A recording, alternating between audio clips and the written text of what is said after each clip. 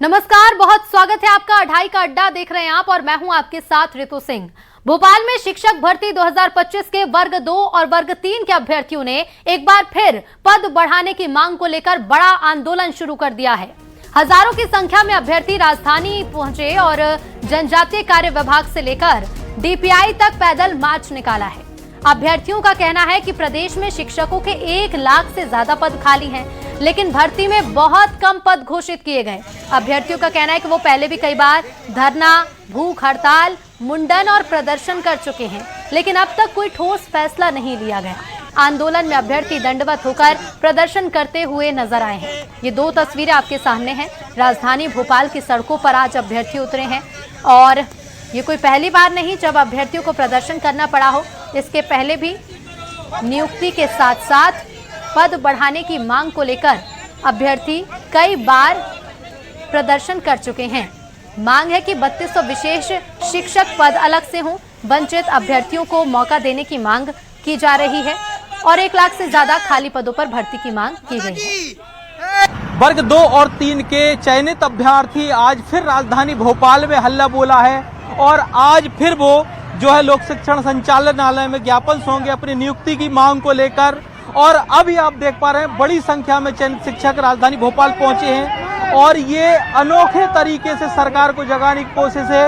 ये वो चयनित शिक्षक हैं जो दंडवत करके सरकार से अपनी नियुक्ति की लगातार मांग कर रहे हैं और उनको जो है सरकार को जगाने की मांग कर रहे हैं। पद वृद्धि हो और उनको नियुक्ति हो और इसके साथ ही जल्द से जल्द उनको जिस काम के लिए वो चयनित हुए हैं अध्यापन कार्य के लिए अध्यापन करा सके।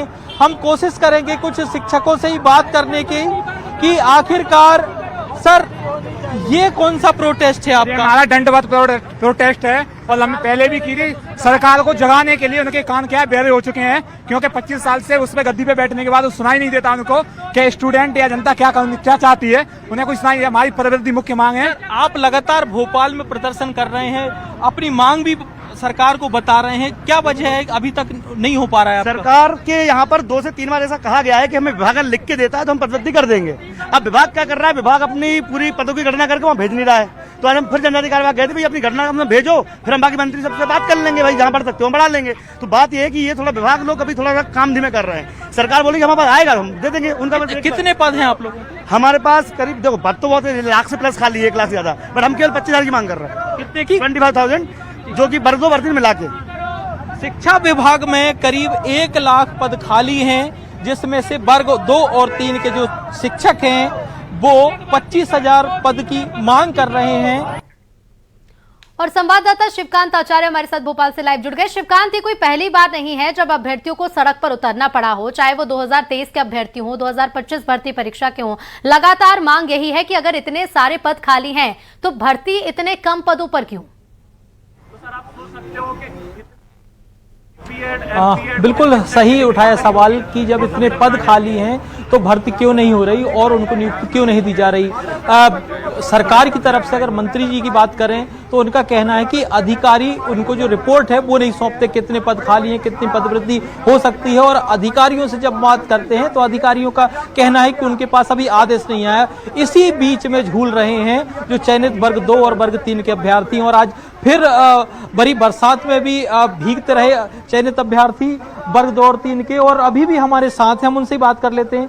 सर, हमने देखा बारिश में भीग भी गए, दंडवत भी किया, आखिर आपकी मांग माने जाने में कहाँ कमी दिख रही है, क्या प्रॉब्लम है? कमी सर मनसा में दिख रही है, क्योंकि पद खाली है तो कई जगह प्रूव हो चुका है, विधानसभा में प्रूव हो चुका है, ऑन रिकॉर्ड प्रूव हो चुका है, पेपर में कई बार न्यूज में आ चुका है। और उन्होंने ये भी देख लिया है कि एक शिक्षक के भरोसे एक स्कूल, इसका मतलब लाखों स्कूल हैं और इतने शिक्षक कम हैं, उसमें पता चल जा रहा है कि भाई पद खाली हैं। ये सब एक्सेप्ट हो चुका है, लेकिन कहीं ना कहीं विभाग वहाँ गणना करके दे नहीं रहा है। क्योंकि जब हम विभाग वहाँ जाते हैं, अपने मंत्रालय जाते हैं, तो वो ये बोलते हैं कि विभाग हमको बोलता है कि आप पद इतने स्वीकृत कर दो तो हम आपको ज्वाइनिंग दे देंगे और हम पद बढ़ा देंगे। तो ये देते नहीं है और वो मांग नहीं पा रहे हैं। मतलब कहीं ना कहीं दोनों कम्युनिकेशन में गैप है। नियुक्ति नहीं हो रही तो किस तरीके की आपको सामाजिक और आर्थिक समस्याओं का सामना करना पड़ा? सर, अभी जब हम लोग, मेरे साथी कुछ लोग अभ्यर्थी, जब हम 45 डिग्री सेल्सियस पे 40 डिग्री सेल्सियस पे रोड पर जब हम चल रहे थे सर, तो हमारा सीना जल रहा था। भगवान ने पानी बरसा दिया, ठंडा कर दिया कि इनको ज्यादा दर्द हो रहा है, लेकिन सरकार हमारी नहीं सुन रही सर। भगवान ने सुन लिया, भगवान ने सुनी, सरकार ये स्थिति है सर। और युवाओं की अगर आर्थिक स्थिति की बात करें सर, तो आंखों में चश्मा लगने लगे, बाल सफेद हो गए, शादी विवाह की कोई उम्मीद नहीं है। एक 1.5 लाख रुपए डीएड बीएड में लगा के बेरोजगारी में आज सड़कों पर खड़े हैं। ये दयनीय स्थिति है सर। घर के माता पिता को आज ये उम्मीद है कि हमारा बेटा शिक्षक बनेगा, कुछ करेगा, सरकारी नौकरी मिलेगी, लेकिन आज भी सर हम लोग भटक रहे हैं। और मध्य प्रदेश की एजुकेशन डिपार्टमेंट इतना गंदा है सर कि 1 साल नहीं 5 साल लग जाते हैं। मतलब पूरी 5 साल की व्यवस्था कर दी है सरकार ने कि 1 साल तुम्हें पेपर देना है, फिर आगे रिजल्ट 1 आध साल में आएगा, फिर जाके आगे की प्रक्रिया हो। ऐसा नियम आना चाहिए जो अधिकारी डिले करें उन पर कुछ पेनाल्टी लगना चाहिए। जी सर, लगना चाहिए सर, बिल्कुल सर। जब तक डिमांड करी है, हमने डिमांड करी है कि देखो दोषी अधिकारियों पर कार्रवाई की जाए। ये क्या क्या कर रहा है सर आपको पता नहीं है।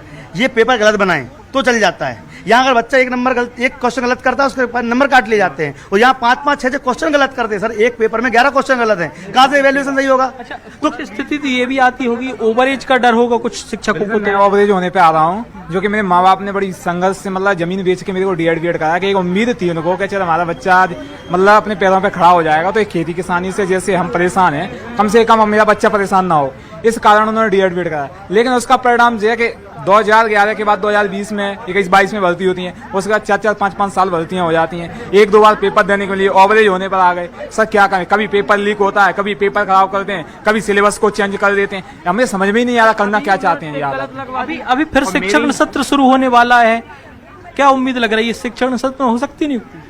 ऐसा हमें तो लगता नहीं है, मगर वो क्या है, गेस्ट की प्रक्रिया जारी कर रही है। जो 70-80 हजार अतिथि शिक्षक लगे हुए हैं, उनसे ही वो स्कूलों में अध्ययन जारी रखेंगे। कर रहे हैं सर। जैसे हमने बताया ना आपको कि 1,15,000 खाली हैं, तो ये क्या कर रहे हैं, 70,000 अतिथि लगा के भगवान भरोसे ये खुद अतिथि है।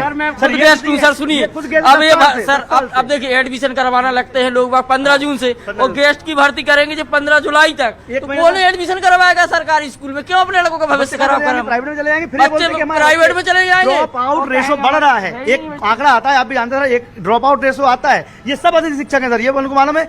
जो रेगुलर टीचर 1 है, अतिथि 4 हैं, तो 4 ही अतिथि स्कूल चला रहे हैं पूरा। सर अब आप सोचिए कैसे एजुकेशन सही मिलेगी, क्योंकि ये लोग इतना परेशान हो जाते हैं। आज ज्ञापन सौंप पाए कि नहीं? जी, ज्ञापन तो सौंपा है और आश्वासन भी मिला है। सरकार मतलब विभाग क्लियर नहीं कहता कि पदोन्नति की जाएगी या नहीं की जाएगी, बस सिर्फ आश्वासन देकर हमें हर बार टाल देता है। बस हमें शिक्षा विभाग में इतने पद खाली होने के बाद भी इस विभाग कह रहा है कि पद खाली नहीं है। तो पद खाली नहीं है तो इतने अतिथि क्यों लग रहे हैं? 80,000 अतिथि किस काम के लिए लग रहे हैं? मैं खुद, मेरा श्योपुर से मध्य प्रदेश में, मेरे यहाँ पर खुद जिले में 400 पद खाली है प्राथमिक शिक्षक के, और माध्यमिक शिक्षक के 800 पद खाली है। जब इतने पद खाली होने के बाद भी एक अकेले जिले में इतने पद खाली है, तो सरकार पदोन्नति क्यों नहीं कर रही है? सर आपके चैनल के माध्यम से मैं निवेदन करना चाहता हूँ, शिक्षा मंत्री जी से मेरा हाथ जोड़ के निवेदन है, हम आपकी जनता हैं, आपके बेटे हैं, आपके मध्य प्रदेश के हैं। मिलना नहीं चाहते वो, हम 4-4 घंटे चक्कर मारते हैं, मिलना नहीं चाहते। कह देते हैं 5 बजे मिलेंगे, 5 बजे जाओ तो सुबह मिलेंगे। सर हम कर्जा लेके आ रहे हैं, मजदूरी कर 4 दिन से रुके सर, शुक्रवार से रुका मैं सर।